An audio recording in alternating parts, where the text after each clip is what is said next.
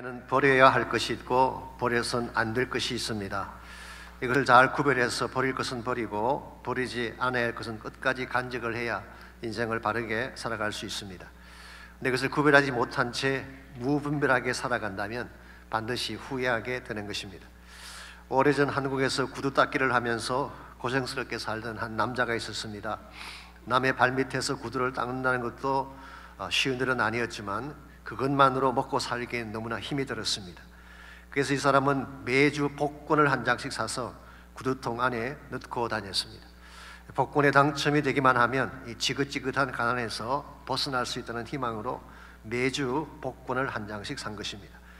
근데 어느 날 드디어 자신이 산 복권의 번호가 당첨이 되었다는 것을 TV를 통해서 확인하게 됐습니다. 그의 인생에도 새날이 찾아온 것입니다. 너무나 기쁜 나머지 그는 그 구두통을 메고 한강으로 나갔습니다. 그리고 지긋지긋했던 가난이여 이제 멀리 가라 외치면서 구두통을 흐르는 강물에 던져버렸어요. 그런데 던진 후에 아차 발견한 것이 하나 있습니다. 그 구두통 안에 당첨된 복권이 들어있다는 사실을 잊어버린 것입니다. 가난을 안겨주었던 구두통만 던졌어야 되는데 새 희망의 보정인 복권까지 함께 던져버린 것입니다. 우리와 같은 모습으로 인생을 살아갈 때가 많지 않습니까? 버려야 할 것을 버리지 못하고 또 간직에 대해서 간직하지 못하기 때문에 인생을 무분별하게 살아가는 경우가 있습니다. 예컨대 과거의 업적이나 이생의 자랑 같은 것은 버려도 괜찮습니다. 제임스 답슨이 얘기한 것처럼 우리가 자랑했던 트로피들은 언젠가 때가 되면 다 쓰레기통으로 들어갈 것이기 때문입니다. 제가 언젠가 유튜브를 보니까 한국의 어떤 시니어 한 분이 은퇴하고 작은 집으로 이사를 가시면서 그동안 간직해왔던 모든 것을 버렸다는 그런 말씀을 하셨어요. 이분은 한국에서 좋은 대학을 나오시고 미국에서 박사학위를 받고 한국의 큰 기업체에서 임원으로 일하시는 분이니까 사실 자랑할 것이 많았을 것입니다. 그럼에도 그는 그동안 받았던 모든 상장과 졸업장과 학위증 그리고 심지어 자신의 앨범까지 모두 쓰레기통에 버렸다는 것입니다. 자기가 죽고 나면 누가 그걸 케어하겠냐는 것이죠. 저도 나이가 들어서 그런지 모르지만 은근히 그 말에 공감이 갔습니다. 이 땅의 자랑 우리 떠나면 다 함께 땅에 묻히고 마는 것입니다. 그리고 그게 너무 목매고 사는 것은 어리석은 선택이 아닐 수가 없습니다. 뿐만 아니라 과거의 상처나 실패나 가난이나 어두운 삶의 기억도 우린 다 버려야 됩니다. 그러나 무슨 일이 있어도 버려서 안 될 인생의 본질이 있습니다. 그게 무엇일까요? 그것이 바로 하나님에 대한 신앙입니다. 그분의 은혜와 사랑을 기억하고 그 하나님을 가슴에 품고 사는 삶, 이건 절대로 버려서는 안 될 인생의 본질입니다. 하나님에 대한 신앙이 흔들리게 되면 모든 것이 다 흔들리고 무너지기 때문입니다. 흔히 환경이나 조건이 우리 인생을 만든다고 생각하지만 아닙니다. 하나님이 모든 것을 결정하는 것입니다. 우리가 하나님에게 내 삶의 닻을 내리고 그분을 의지하고 살아갈 때에 우리 인생이 흔들리지 않게 되고 바른 방향을 향해 나갈 수가 있는 것입니다. 하나님은 전능하십니다. 그러므로 우리 인간이 할 수 없는 일을 그분은 해내실 수가 있습니다. 하나님은 전지하시죠. 우리의 과거, 현재, 미래 모든 것을 다 아시기 때문에 가장 바른 길로 인도하실 수가 있습니다. 무엇보다 하나님 우리를 사랑하시기 때문에 모든 것을 다 걸고 우리를 지키시며 우리를 건져내시는 것입니다. 이런 면에서 인생의 성공과 실패를 결정하는 키는 하나님입니다. 하나님에게 인생의 닻을 내리면 가장 안전하고 견고한 인생이 될 수 있지만 하나님이 아닌 다른 것에 우리 인생의 닻을 내리게 되면 흔들리게 되는 것입니다. 이 시대에 사는 많은 사람들이 하나님이 아닌 다른 것에 인생의 닻을 내리는 것을 봅니다. 어떤 분들은 물질에 자기 삶의 닻을 내리고 물질을 신뢰하며 살기도 하죠. 어떤 분들은 세상의 권세에 앵커를 내리고 그것을 의지하며 사는 경우도 봅니다. 어떤 분들은 인기나 박수에 모든 것을 걸고 살아가기도 하지만 이 모든 것들은 우리를 지켜줄 영원한 반석은 아닙니다. 언젠가는 무너질 헛된 기초에 불과한 것입니다.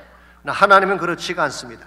영원히 변치 않고 영원히 무너지지 아니할 우리의 견고한 반석이 되십니다. 이 반석 위에 믿음의 닻을 내리고 살 때에 아무리 바람이 거세게 불어도 우리는 무너지지 않고 목적지까지 달려갈 수가 있는 것입니다. 이런 면에서 오늘 아침 우리가 물어야 될 중요한 질문이 여기 있습니다. 과연 나의 삶의 닻은 어디에 내려져 있는가라는 것입니다. 세상인가요? 하나님인가요? 세상이나 인간이 아닌 하나님께 닻을 내릴 때에 우리 삶이 가장 안정되고 아름답게 전진해 나갈 수가 있습니다.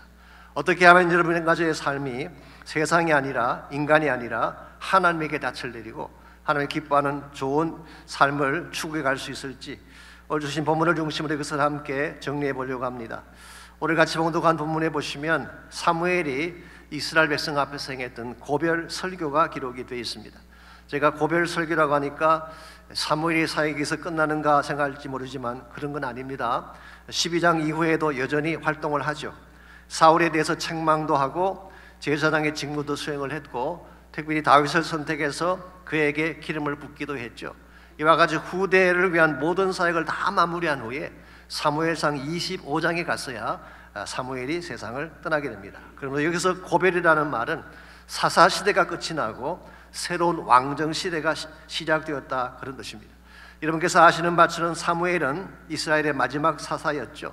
이제 그가 지도력을 가지고 일하던 그 무대에서 내려오고 새로운 왕정시대가 시작되었기 때문에 마지막 고별 메시지를 전하게 된 것입니다. 자, 이와 같이 중요한 역사적 변환점에서 사무엘이 백성들에게 당부하고 싶었던 핵심 메시지가 뭘까요? 오늘 본문을 보시게 되면요, 매 구절마다 빠지지 않고 반복에 등장하는 단어가 있습니다. 그 단어가 무엇인지 아십니까? 여호와라고 하는 단어입니다. 6절부터 16절까지 최소한 한 번 내지 두 번 계속해서 여호와라고 하는 단어가 등장합니다. 이것은 사무엘이 지금 백성들에게 알려주고 싶은 가장 핵심은 여호와를 붙잡으라는 것입니다. 시대가 바뀌고 사람은 바뀐다고 할지라도 이스라엘을 지키고 이스라엘을 건지시며 번성케 하실 분은 여호와 한 분밖에 없기 때문입니다. 그래서 6절과 7절을 보시게 되면요, 왜 여호와를 신뢰해야 되는지에 대한 이유가 나와 있습니다. 먼저 6절입니다. 사무엘이 백성에게 이르되 모세와 아론을 세우시며 너희 조상들을 애굽 땅에서 인도하여 내신 이는 여호와시니 그랬어요. 여기서 사무엘은 먼저 이스라엘 나라의 기원을 상기시켜 주고 있습니다. 너희 조상들을 애굽 땅에서 인도해 내셨다, 이 말은 출애굽 사건을 말하는 것이죠. 자, 출애굽을 함으로써 Nation Israel, 이스라엘 민족 국가가 시작이 된 것입니다. 아시겠지만 원래 야곱의 가정이 애굽으로 이주할 때는 약 70명이 갔습니다. One family가 들어간 것입니다. 물론 사도행전 7장에서는 75명이라고 했지만 요셉의 손자까지 합치면 아마 75명이 맞을지도 모르겠습니다. 그런데 430년 뒤에 이 70여 명의 한 가족이 얼마가 됐나요? 장정만 60만이 되는 큰 민족을 이룩하게 됐습니다. 이제 하나님께서 때가 찼을 때에 그들을 애굽에서 끄집어내시고 독립국가로 세워주신 것입니다. 뿐만 아니라 홍해를 건너게 하시고 광야를 통과하게 하셔서 가나안 땅을 정복하게 하셔서 이스라엘 나라를 설립하신 분이 누구라는 것입니까? 여호와 하나님이라는 것입니다. 이런 면에서 여호와는 이스라엘 민족 역사의 알파요 오메가라고 할 수가 있습니다. 하나님이 시작자이시고 진행자이시며 절대 주권적 마무리를 하시는 분이셨습니다. 지금 그들에게 주어진 것들 가운데에 하나님 없이 된 것은 하나도 없었어요. 그럼에도 불구하고 이스라엘 백성이 끊임없이 범해왔던 고질병이 하나 있습니다. 그것은 어려운 위기만 지나가면 하나님을 버리고 이방신을 선택하는 못된 습성이었습니다. 바알을 선택해 섬기기도 하고 아스타롯을 섬기기도 하고 때에 따라서는 하나님이 아닌 인간을 의지하며 하나님에 대한 신의를 저버리는 경우가 있었습니다. 그 대표적인 예가 오늘 본문에 나오는 사울을 선택한 케이스죠. 그래서 하나님은 사무엘을 통하여서 정말 그들이 여호와께서 모든 것을 해오셨는데 그와 같은 여호와를 버리고 사울을 택한 사실에 대해서 사무엘을 통해 도전하기를 원하셨어요.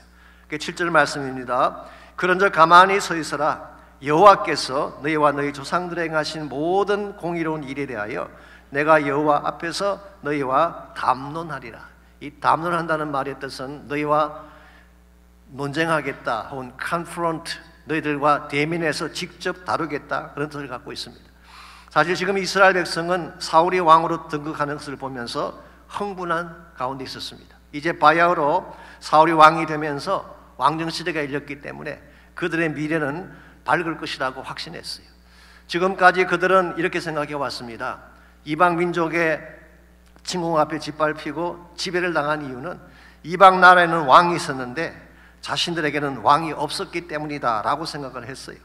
그런데 이제 왕을 갖게 됐으니까 더 이상 문제는 없을 것이라는 확신을 가질 수밖에 없는 것이죠.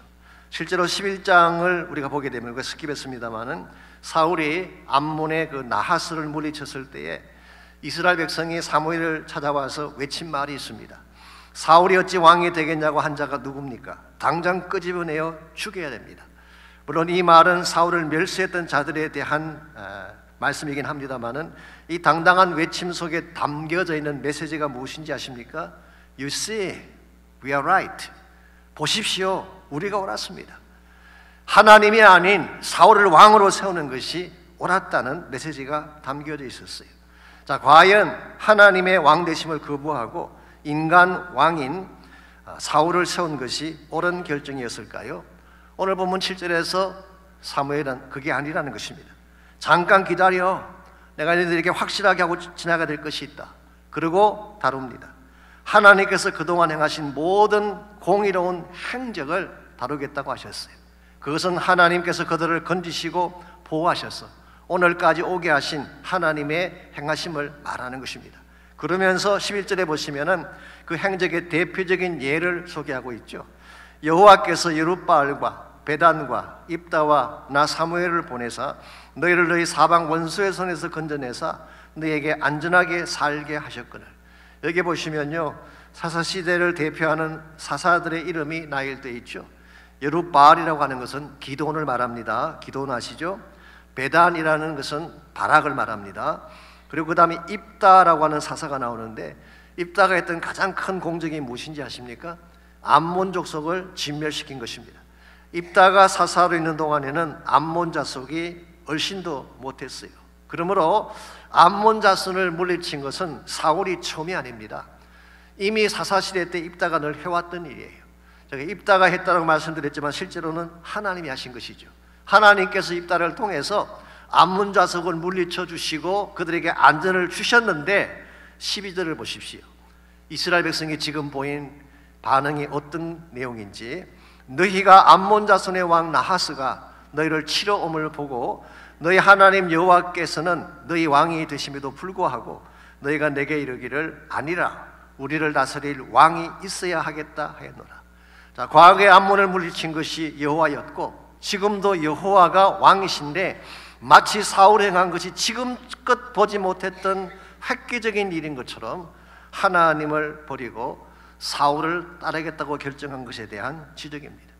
이것이 사실은 불신앙이면서 인본주의의 뿌리를 내린 가치관입니다. 눈에 보이지 않는 하나님보다 눈에 보이는 가시적인 것에 자기들의 삶을 걸겠다고 하는 것이죠. 이스라엘 민족 앞에는 지금 두 가지 옵션이 있습니다. 첫째는 인본주의적 가치관에 그들 삶의 닻을 내리고 인간적인 삶을 추구하는 것입니다.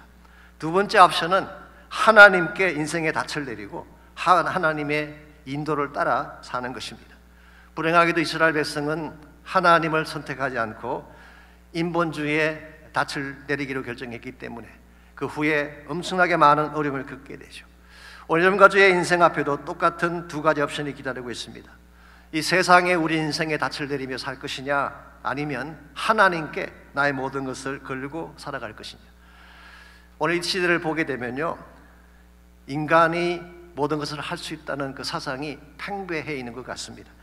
21세기에 접어들면서 과학이 발달하고 인간 기술이 상상을 초월할 정도로 성장하면서 이제는 하나님이 없어도 되지 않겠냐는 것이죠. 인간이만으로 충분히 모든 것을 해낼 수 있다는 교만이 우리 가운데 팽배해 있는 것을 우리가 거부할 수가 없습니다. 그런데 정말 하나님 없이도 인생의 모든 문제를 다 감당해낼 수가 있을까요? I don't think so. 우리 인간 사회는요, 우리 인간의 한계를 넘어선 문제들이 얼마든지 존재하고 있습니다. 비근한 예로 스티브 잡스 같은 사람의 경우를 보십시오. 그는 천재였잖아요. 디지털 혁명을 일으킨 사람입니다. 애플을 창업하고 스마트폰을 만들고 픽사라고 하는 애니메이션 회사를 만들어서 수백억 불의 재산을 가진 갑부였습니다. 그런데 그의 몸에 췌장암이라고 하는 작은 질병 하나가 찾아왔을 때에 그는 속수무책이었어요. 췌장암 수술도 받고 간이식 수술도 받고 호르몬 치료도 받았지만 결국 그는 2011년 56세의 나이로 세상을 떠나고 말았습니다. 더구나 참 불행하게도 그는 불교에 심취한 나머지 하나님 없이 세상을 떠나고 만 것입니다. 사랑하는 성도 여러분, 돈이 우리를 살리는 것이 아닙니다. 지식이나 최첨단 기술이 인간의 근본 문제를 해결하는 것이 아닙니다. 우리 인생이 가진 근본 문제, 죄와 사망에 대한 문제는 오직 한 분, 하나님만이 해결하실 수가 있습니다. 그분만이 우리에게 생명을 주실 수가 있고 생사화복을 다스리는 분이기 때문에 이 하나님에게 우리 인생에 닻을 내려야지 우리 삶이 흔들리지 않고 바른 방향을 향해 나아갈 수가 있는 것입니다. 오늘 여러분은 과연 어디에 여러분의 인생에 닻을 내리고 살고 계시는지요? 세상인가요? 하나님인가요? 여러분과 저는 당연히 유일하신 하나님께 믿음의 닻을 내리고 살아가야 될 줄 믿습니다. 우리가 어떻게 할 때에 세상이 아니라 하나님께 닻을 내리고 하나님을 중심으로 살아가서 정말 하나님이 기뻐하시는 좋은 열매를 맺으며 살아갈 수 있을지, 오늘 본문에 기록된 이스라엘 백성들의 케이스를 통하여서 하나님에게 신앙을 내리고 사는 삶의 몇 가지 비결들을 정리해 보려고 합니다. 첫 번째로 우리가 하나님께 믿음의 닻을 내리고 살아가려면 은혜를 점검해야 됩니다. 하나님께서 나에게 베푸신 은혜가 무엇인가를 잘 체크하고 은혜에 합당한 삶을 살아가야지 우리가 하나님 중심의 삶을 추구할 수가 있는 것입니다. 자, 9절 말씀 보시기 바랍니다. 그들의 하나님 여호와를 잊은지라 여호와께서 그들을 하솔 군사령관 시스라의 손과 브레스 사람들의 손과 모압 왕의 손에 넘기셨더니 그들이 저희를 침해해 그랬어요. 이스라엘 백성들은 그들이 이방 민족에게 침공을 당하고 비참한 삶을 살았던 이유가 왕이 없었기 때문이다라고 생각을 했는데요, 과연 그것이 진짜 이유였을까요? 오늘 9절 말씀이 하면 그게 진짜 이유가 아닙니다. 근본 이유는 그들이 하나님을 잊어버렸기 때문이에요. 하나님을 잊어버리면 모든 것이 다 끝장나는 것입니다. 더구나 이 사람들이 하나님을 잊어버린 속도가 굉장히 빨랐어요. 우리말 번역에는 그냥 하나님을 잊었다 그렇게 되어 있지만요, New Living Translation을 보게 되면 They soon forgot the Lord, their God. 그들의 하나님 여호와를 금방 잊어버렸다, 그렇게 번역을 했어요. 실제로 사사기서를 보게 되면요, 이스라엘 백성이 가나안 땅을 정복한 이후에 그들은 하나님을 즉각 버렸어요. 하나님 대신 우상들을 섬기기 시작했어요. 하나님께서 아무리 은혜를 베풀어 주셔도 또 잊어버리고 똑같은 일을 반복했던 것이 사사기서의 내용입니다. 그래서 일반적으로 사사기서에는 다음과 같은 패턴이 반복해서 기록되어 있습니다. 첫 번째로 그들이 하나님을 잊어버립니다. 그럼 이방 민족이 공격해 와서 압제를 하게 되죠. 그러면 이제 부르짖습니다. 살려달라고 부르짖죠. 그럼 하나님께서 사사를 보내서 건져주십니다. 자, 그래서는 어떻게 해야 되나요? 이제는 진짜 하나님을 잊어버리지 않고 은혜 가운데 살아야 되는데 또 하나님을 잊어버립니다. 이와 같은 것이 repeated, 계속해서 반복된 것입니다. 오늘 본문에 그 사실을 잘 소개해주고 있습니다. 하솔 군사령관 시스라라고 했는데요, 이것은 야빈 왕의 그 군대 장관의 이름이죠. 이스라엘 침공했던 시스라를 말합니다. 시스라의 손과 블레스 사람의 손과 모압 사람들의 손에 하나님께서 그들을 넘기셨어요. 그러니까 여호와를 잊어버렸기 때문에. 자, 그랬더니 10절 말씀 보십시오. 백성이 여호와께 부르짖죠. 우리를 구원해달라고 부르짖습니다. 그러면 11절에서 하나님이 사사를 보내셔서 그들을 건져내어 주십니다. 그러면은 이제는 진짜 하나님에게 믿음의 닻을 내리고 하나님만 섬겨야 되는데 이스라엘 백성은 어떻게 했다는 것입니까? 하나님에 대한 은혜를 저버리고 사울이라고 하는 인간 왕을 선택한 것입니다.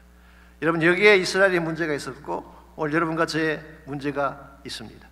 어려울 때는 하나님께 부르짖지만 위기만 지나고 나면 언제 그랬냐는 듯이 금방 하나님을 잊어버리는 우리의 모습.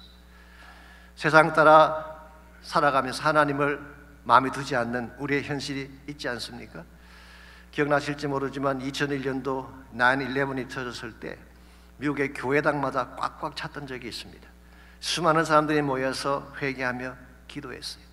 이것을 보았던 필립 얀스 같은 분은요, 9/11이 가져올 열매를 두 단어로 소개한 적이 있어요. Unity and Revival. 이 사건을 기점으로 해서 미국이 하나가 되고 Revival, 새로운 영적 부흥이 일어날 것이다 라고 전망을 했습니다. 근데 과연 그렇게 됐나요? 아닙니다. 이 갤럽 폴의 편집장인 프랭크 뉴폴트가 뉴욕타임즈에 기고한 글을 보게 되면요, 처음 몇 주간은 사람들이 교회당을 가득 채웠어요. For a few weeks, people packed the pews. 이 교회당 의자에 사람들이 꽉꽉 찼었어요. 그러나 the great revival never happened. 영적인 부흥은 결코 일어난 적이 없다라고 했어요. 어려웠을 때 잠깐뿐이었다는 것입니다. 이 위기가 지나고 나니까 they soon forgot the Lord. 여호와 하나님을 잊어버린 것입니다. 한국도 비슷한 현상이 일어났었습니다. 오래전에 IMF라고 하는 환란이 찾아왔을 때 수많은 사람들이 통곡하며 울며 기도한 적이 있습니다. 그랬는데 이제 좀 살만하게 되니까 어떤 반응들이 나오고 있습니까? 꼭 교회 나가야 되냐고, 꼭 하나님 믿어야 되겠냐고. They soon forgot the Lord. 금방 하나님을 잊어버린 것입니다. 정말 여러분과 제가 하나님을 기억하고 하나님 안에 살기를 원한다면 그분의 은혜를 잊어버리면 안 돼요. 내가 위기 가운데 처할 때에 나를 도와주셨던 하나님의 은혜, 내가 절망 가운데 울먹일 때에 나에게 새 힘을 불어넣어 주신 하나님의 은혜를 잊어버리면 안 돼요. 은혜를 소중히 여기는 사람은요, 하나님 사랑의 손길을 기억하는 사람은 쉽게 하나님 떠나가지 않습니다. 무슨 일이 생기든, 좋은 일이 생기건 나쁜 일이 생기든 하나님 안에 머물면서 하나님을 섬기게 돼 있어요. 그러므로 여러분과 제가 하나님께 믿음의 닻을 내리고 하나님 중심의 삶을 살기를 정말 원한다면 내 마음속에 하나님의 은혜가 있는가를 체크하셔야 돼요. 그리고 항상 은혜 안에 머물도록 기도하시기 바랍니다. 그래서 은혜 안에 머물러야지 우리 삶이 하나님을 떠나지 않고 하나님 위에 세워지게 되는 것입니다. 두 번째로 하나님께 믿음의 닻을 내리고 살아가려면 말씀을 순종해야 됩니다. 하나님께 닻을 내리고 산다는 말은 사실은 말씀대로 산다, 그런 의미를 포함하고 있는 것입니다. 14절과 15절 말씀 보시기 바랍니다. 다시 한번 하나님께서 이스라엘 백성에게 리마인드 시켜주는 중요한 사실이 있습니다. 그들은 왕이 없기 때문에 그들이 어려움을 당했다고 생각했지만 1차적으로는 그들이 하나님을 잊어버렸기 때문에 어려움을 당한 거죠. 14절, 15절에서 다시 한번 똑같은 내용을 리마인드 시켜주고 계세요. 14절입니다. 너희가 만일 여호와를 경외하여 그를 섬기며 그의 목소리를 듣고 여호와의 명령을 거역하지 아니하며 또 너희와 너희를 다스리는 왕이 너희 하나님 여호와를 따르면 좋겠지만은, 이게 베스트 시나리오죠. 이렇게만 된다면 문제가 없을 것입니다. 그런데 15절을 볼까요? 근데 만일 너희가 여호와의 목소리를 듣지 아니하고 여호와의 명령을 거역하면 여호와의 손이 너희 조상을 치신 것과 같이 너희를 치실 것이다. 자, 왕이 없기 때문에 당한 게 아닙니다. 말씀을 순종하지 않으면 똑같은 참패를 리피트할 수밖에 없다는 거예요. 여기 하나님의 엄중한 경고가 있습니다. 지금 중요한 것은 왕을 세우냐 세우지 않느냐가 아니에요. 어떤 제도를 만들고 시스템을 만드냐가 중요한 것이 아니라 하나님 말씀을 순종하느냐 순종하지 않느냐, 이게 모든 미래와 앞날의 승패를 결정하는 것입니다. 여러분과 저의 삶이 진정한 의미에서 하나님께 깊이 뿌리를 내리고 살려면요, 하나님 말씀을 잘 청동하고 그 말씀에 순종을 해야 됩니다. 말씀 따라 살게 되면 반드시 최상의 열매가 주어지게 돼 있어요. 말씀은 나침판과 같기 때문에 말씀대로 살 때 바른 방향으로 갈 수 있는 것입니다. 말씀 따라 살게 되면 하나님이 준비해 놓으신 진리와 축복을 만나게 되고 그 결과 우리 삶이 부유하게 되는 것입니다. 그러므로 말씀을 순종하는 것 굉장히 중요합니다. 여기서 한 가지 짚고 넘어가야 될 일이 있는데요, 이 hearing이라는 말과 listening이라고 하는 말은 비슷한 말 같지만 다릅니다. 릭 와렌 목사님에 의하면요, there's a big difference between hearing someone and listening to them. 누구의 말을 hearing 한다는 것과 귀를 기울여 듣는 것은 다르다, 그런 말씀한 적이 있어요. hearing이라고 하는 말은 소리를 듣는 것입니다. 그 사람이 하는 말의 소리를 듣는 것입니다. listening 한다고 하는 것은 그 말의 진리를 정확하게 파악하고 그 뜻대로 행하는 것을 말하는 것입니다. 저를 포함해서 대다수의 남자들이 와이프에게 고초를 겪는 이유가 와이프께서 말씀하실 때에 그 진리를 잘 새겨 듣지 않기 때문에 그런 경우가 많아요. 예를 들어서 릭 와렌 목사님 이야기인데요, 여자가 I'm fine 그러잖아요. 나는 괜찮아 그러면은 90%는 I'm not fine이라는 뜻이에요. 이걸 알아듣지 못하고 그냥 고지 듣고 진행하다 보면은 수많은 고초를 겪을 수밖에 없죠. 하나님 말씀도 마찬가지입니다. 여러분 그래서 말씀 많이 들으시죠. 지금도 설교 말씀을 듣고 있고 유튜브를 통해서 많은 말씀들을 듣고 있습니다. 듣고 지나가면 아무 의미가 없어요. 그런데 listen to 하면 달라지는 것입니다.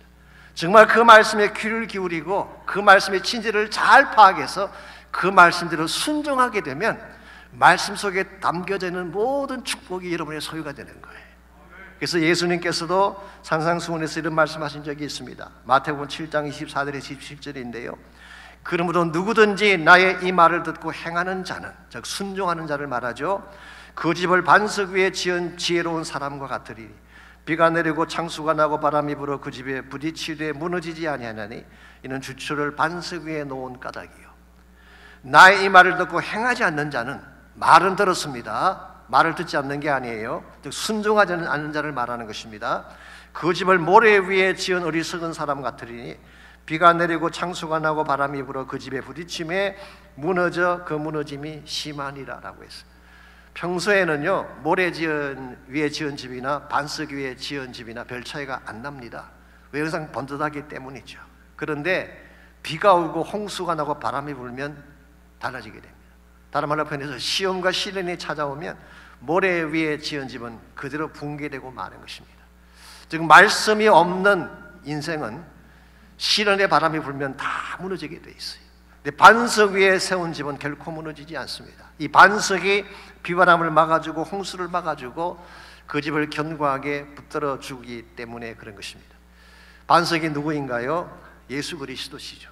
오늘 여러분과 제가 내 삶의 뿌리를 예수 그리스도에게 내리고 그 주님의 말씀을 따라 순종하게 되면 반석 되신 예수님께서 여러분의 인생을 책임져 주시는 것입니다. 그러므로 여러분께서 혹시 이해가 가지 않고 내 생각에 맞지 않는 것처럼 느껴져도 주님의 말씀에 한번 순종해 보시기 바랍니다. 그때 반드시 최상의 결과가 주어지게 되어 있습니다. 성경은 여러분과 저를 양이라고 표현을 하고 있지 않습니까? 양이라고 표현한 것은 착하다, 순하다 그런 의미도 담고 있지만 사실은 어리석고 미련하다는 뜻입니다. 양은 시력이 짧아가지고요 멀리 있는 걸 잘 볼 수가 없어요. 어디에 푸른 초장이 있는지 보이지 않는 것입니다. 심지어 바로 자기 앞에 1000개의 낭떠러지가 있어도 그걸 알지 못하고 가는 것이 양이에요. 그러므로 양에는 반드시 목자가 있어야 됩니다. 그래서 이 목자가 하는 음성을 듣고 양이 따라가면 항상 푸른 초장에 도착할 수가 있어요. 근데 목자의 음성을 듣지 않고 자기 마음대로 가게 되면 낭떠러지에 떨어지고 뒤집어지고 죽게 되는 것입니다. 이런 면에서 오늘 여러분과 저의 삶을 결정하는 가장 중요한 또 하나의 요소는 말씀에 순종하며 사는 것입니다. 이제 2023년도가 시작이 됐는데 전 여러분 모두가 새해에는 말씀을 듣는 것으로 끝나지 말고 말씀에 순종하는 한 해가 되시기를 바랍니다. 말씀에 순종할 때에 역사가 일어나기 시작해요. 말씀이 가지고 있는 파워가 우리의 소유가 되고 능력이 되는 것입니다. 그러므로 우리는 하나님께 우리 믿음의 닻을 내리고 살아가려면 하나님의 은혜도 기억하며 인식해야 되지만 또 한 가지 말씀을 순종하며 사는 것이 필요합니다. 자, 이와 같이 우리가 은혜도 알았고 말씀이 최선의 길인 것도 깨닫게 됐다면 이제 뭘 해야 될까요? 이제는 모든 것을 다 맡기고 전적으로 신뢰하며 살아가는 삶이 필요합니다. 하나님 한 분만을 전적으로 신뢰하며 따를 때에 우리 삶이 흔들리지 않고 바르게 세워지게 되는 것입니다. 16절 말씀 보겠습니다. 너희는 이제 가만히 서서 여호와께서 너희 목전에서 행하시는 이 큰 일을 보라 그랬어요. 여기서 큰 일이라고 번역한 것은 사실은 그 다음 절에 나오는 밀베는 때에 우레와 비를 내리시는 일을 말합니다. 일반적으로 추수하는 시기에는 비가 내리지 않습니다. 그런데 마른 하늘에 천둥이 치고 비가 내린다면 이건 하나님이 특별한 목적을 가지고 행해 주시는 거예요. 그래서 이것은 초자연적인 하나님의 역사다 그렇게 볼 수가 있습니다. 그래서 The Living Bible은 아예 이것을 miracles, 기적이라고 번역을 했어요. 자, 오늘 본문은 말합니다. 너희들이 가만히 서서 stand still, 가만히 서서 하나님의 기적을 보라는 것입니다. 자, 왜 그랬을까요? 하나님이 기적을 행하실 때 우리가 나서서 할 수 있는 데는 아무것도 없기 때문에 우리는 가끔 문제가 생기면 내가 나서서 뭘 처리하려고 할 때가 있지 않아요? 근데 물론 우리 인간이 할 수 있는 일은 해야 되겠지만 때로는 나의 힘으로 불가능한 일들이 있습니다. 그때는 나서서 설친다고 되는 게 아닙니다. 하나님께 모든 것을 맡기고 조용히 기도하며 기다리면 하나님께서 우리가 할 수 없는 그 일을 행해 주시는 것입니다. 그래서 성경에 보시게 되면 하나님을 전적으로 신뢰하는 자세를 말할 때에 영어로 still, 가만히라고 하는 단어를 사용을 했어요. 성경에 이 still이라는 단어가 사용된 여러 가지 예들이 있는데 그 중에 대표적인 것 제가 세 가지만 소개해 드리려고 합니다. 첫 번째로 룻기 3장 18절에 보면은 sit still, 가만히 앉아 있으라, 그런 말씀이 나와요. 가만히 앉아 있으라. 이 말씀은 나오미가 룻에게 한 말입니다. 아시겠지만 나오미 가문이 몰락했잖아요. 모압 땅에 갔다가 아들도 죽게 되고 가정은 완전히 몰락해서 빈털터리가 돼서 돌아왔습니다. 이제 나오미나 룻이 자신들의 힘으로 가문을 다시 세우고 옛 영광을 찾는 것은 불가능했습니다. 그때에 룻이 누구를 만나게 되나요? 보아스를 만나게 되죠. 이 보아스가 자신들의 기업을 물러주는, 회복시켜주는 역할을 하겠다고 약속을 했습니다. 자, 이 약속한 사실을 룻이 나오미에게 와서 전했을 때에 나오미가 룻에게 한 말이 sit still, 가만히 앉아 있어라, 그렇게 이야기했어요. 자, 약속이 성취되는 것은 보아스가 하는 것입니다. 룻이 나서 가지고 밤나라 떡나라 하면 안 돼요. 보아스에게 다 맡기고 기다리면 보아스가 약속을 성취하는 것입니다. 이 하나님의 약속에 대해서는 기다림이 필요해요. 하나님의 약속을 성취할 때까지 기다리면 때가 되면 하나님께서 반드시 이루어 주시는 거예요. 두 번째 케이스가 시편 46편 10절입니다. 거기는 be still이라는 단어가 나옵니다. 가만히 있으라는 것입니다. 전쟁이 일어나고 온 땅이 소요하며 흔들릴 때에 너희는 가만히 있어 내가 하나님 됨을 알지어다. Be still and know that I am God. 내가 하나님 됨을 가만히 있어 알지어다. 내가 문나라 중에서 높임을 받으리라. 내가 세계 중에서 높임을 받으리라. 이것은 하나님의 하나님 되심 앞에 우리가 가져야 될 자세를 말하는 것입니다. 하나님의 하나님 되심 앞에 온 백성 중에 높임 받는 영광된 하나님의 모습 앞에 우리가 보여야 될 자세는 뭐라는 것입니까?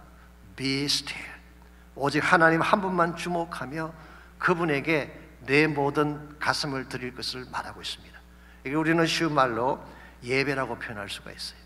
하나님의 하나님 되심 앞에 우리가 보여야 될 자세는 그분에게만 집중하며 예배하며 찬양하는 거예요.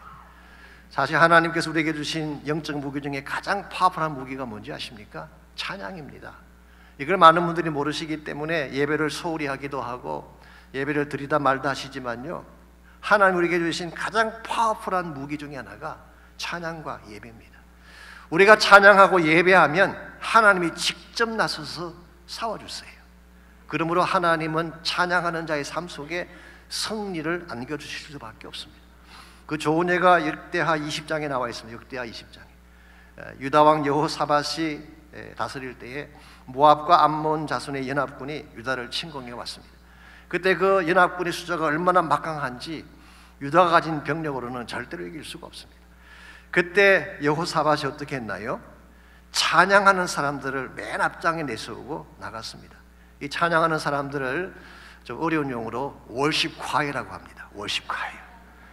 저기 앉아 계신 저분들이 찬양하는 분들 얼마나 멋있고 아름다우세요. 왜 안 하시는지 난 모르겠어. 저 좋은 자리를 그렇게 초청하는데도 불구하고 여러분 꼭 마음에 새겨두시고 월십 콰이 많이 참여하시기를 바랍니다. 이 월십 콰이를 앞장 세우고 그들은 전쟁히 나갔습니다. 역대하 20장 22절을 보니까 이렇게 기록이 되어 있어요. 그들이 앞장서서 노래하며 찬양하기 시작할 때에 여호와께서 적군을 치심해 모든 적군이 패하였다고 기록하고 있습니다. 찬양하게 되면 하나님이 앞장서서 싸워주세요. 찬양하게 되면 악한 영이 떠나가는 것입니다. 찬양하면 질병이 떠나가고 찬양하면 불경기가 떠나가고 하나님의 크신 역사가 나타나는 거예요. 그러므로 be still and praise the Lord. 가만히 있어 하나님을 찬양하는 것, 굉장히 중요한 축복입니다.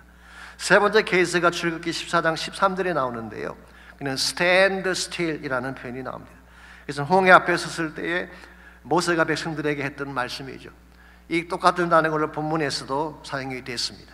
너희는 두려워하지 말고 가만히 서서 여호와께서 오늘 너희를 위하여 행하시는 구원을 보라. Don't be panic. 패닉 상태에 빠지지 말고 Just stand still and watch the Lord rescue you today.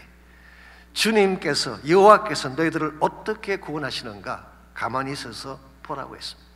여러분, 홍해라고 하는 바다는 우리 힘으로 절대로 가를 수가 없습니다. 홍해 앞에 섰을 때에 패닉 상태에 빠져서 두려워하며 방방 뛴다고 문제가 해결되는 거 아닙니다. 하나님이 개입하셔야 돼요. 그분이 기적을 베푸셔야만 불가능의 바다가 갈라지는 것입니다. 그러므로 이 불가능의 바다 앞에 섰을 때 필요한 것은 그분에게 모든 것을 맡기고 기도하는 것입니다. 그럼 하나님께서 기적으로 바다를 갈라주시고 새로운 축복의 터전으로 우리를 인도해 주시는 거예요. 그러므로 정말 우리의 삶이 하나님께 뿌리를 내렸다면 stand still, 가만히 서서 하나님을 바라보고 그 능력을 신뢰하고 전적으로 그분의 이름을 찬양하며 살아가는 것입니다. 그때 하나님께서 앞서 행하시며 우리 삶의 길을 열어주십니다. 여러분과 제가 살아가는 삶의 현실은 여전히 불안전합니다. 미래는 여전히 불확실하고 언제 어떤 문제가 우리 삶을 찾아올지 아무도 예측하지 못하는 가운데 살아가고 있습니다. 이런 현실 속에서 하나님 없이 인생을 살아간다는 것은 무모할 뿐만 아니라 위험하기까지 합니다. 이런 의미에서 여러분과 저는 반드시 하나님에게 믿음의 닻을 내려야 됩니다. 세상이 아닙니다.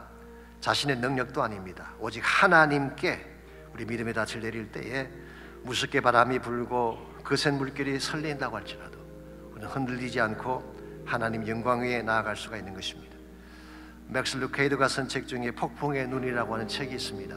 그 책에 보시면은 이런 재미있는 실화 하나가 소개가 되어 있습니다. 매월 10월 달이 되면 리켄베이커라고 하는 퇴역 장교 한 사람이 항구에 나와서 갈매기에게 먹이를 던져주는 그런 일을 합니다. 왜 그런 일을 하느냐고 물었더니 그분의 사연이 다음과 같습니다. 1942년 2차 대전이 한창일 때 리켄베이커와 동료들이 B-17이라고 하는 폭격기를 타고 남태평양을 가다가 항로를 잃고 바다 한가운데 불시착하게 됐어요. 다행스럽게도 8명의 크루가 구명 보트를 타고 탈출할 수가 있었습니다.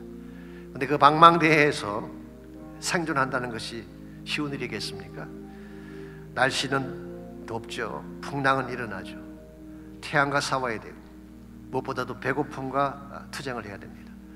아니나 다를까 8일 정도 지나가니까요, 그들이 가진 비상식품, 레이션이 다 떨어지고 말았어요. 달리 생존할 길이 없었습니다. 그때 리켄베크가 하나님 앞에 기도하기 시작했어요. 이걸 곁에서 보던 크루들이 다 속으로 저런다고 무슨 일이 생길까라는 표정으로 바라보고 있습니다. 그런데요, 기도가 끝나자 리켄베크의 어깨 위에 무엇인가 앉는 것이 느껴졌어요. 보니까 갈매기 한 마리가 앉아 있는 것입니다. 그때 그는 갈매기를 잡아서 작지만 크루들 것으로 나누어 먹었어요. 근데 그 작은 갈매기 한 마리를 어떻게 다 먹고 생존할 수가 있겠어요? 하나님이 그 순간에 지혜를 주셔가지고 그 갈매기의 내장을 베이트로 해서 낚시를 해서 고기를 잡게 됐어요. 이렇게 고기를 잡아서 먹는 중에 며칠을 견디는 중에 구조선이 와서 그들은 구출을 당하게 되었습니다. 한 가지 신비로운 일이 있습니다. 그게 뭔지 아십니까?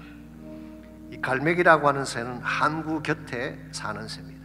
근데 그 갈매기가 어떻게 해서 육지에서 수백 마일 떨어져 있는 남태평양 한가운데로 날아왔는지 아무도 설명할 길이 없어요.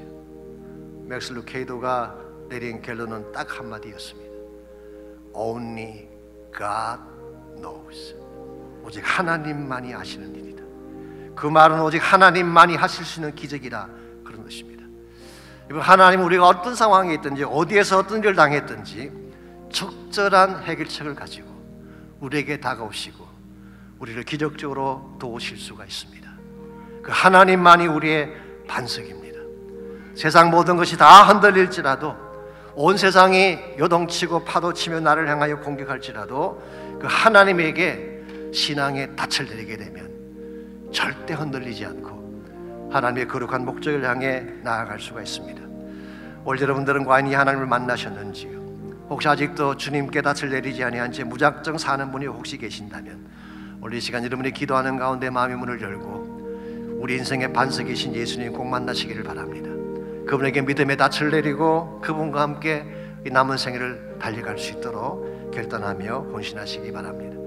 혹시 여러분 인생 가운데에 여러분의 힘으로 해결할 수 없는 불가항력의 문제들을 가진 분이 혹시 계신다면 기적을 행하시는 그 하나님, Miracle Work, 길을 여시는 하나님, Waymaker, 약속을 성취하신 하나님, Promise Keeper, 그 하나님을 신뢰하고 믿음으로 선포하며 기도하시기 바랍니다. 반드시 그분이 도우시고 길을 여실 겁니다.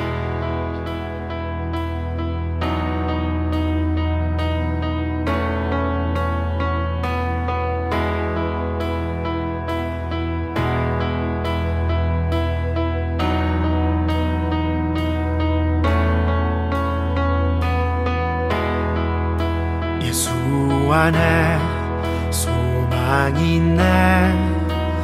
내 빛과 힘 나의 노래. 환난 중에 도우시는 주 나의 견고한 반석. 크신 사랑 크신 평화 두려움에서 날 건지네. 내 위로자 내 모든 것 주 사랑 안에서 니라.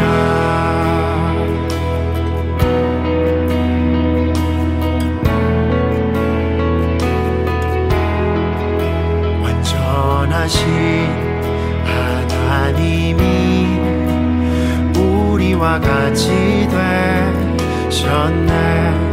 주 사랑과 그 공의로 세상을 구원하셨네. 십자가에 주 달리사 그 진노를 거두셨네. 내 모든 죄 담당하신 주 내 안에 살리라.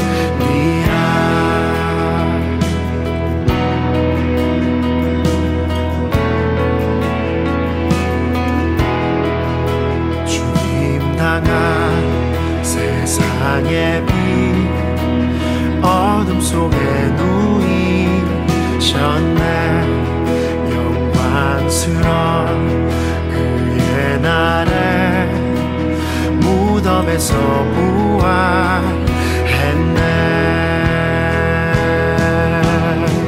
승리하신 우리 주님 원수들을 물리쳤네.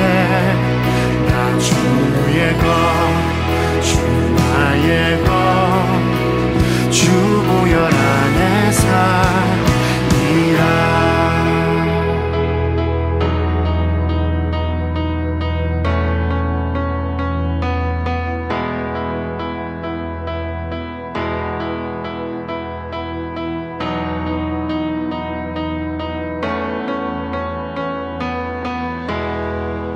주 예수의 능력으로 내 속에 두려움 없네.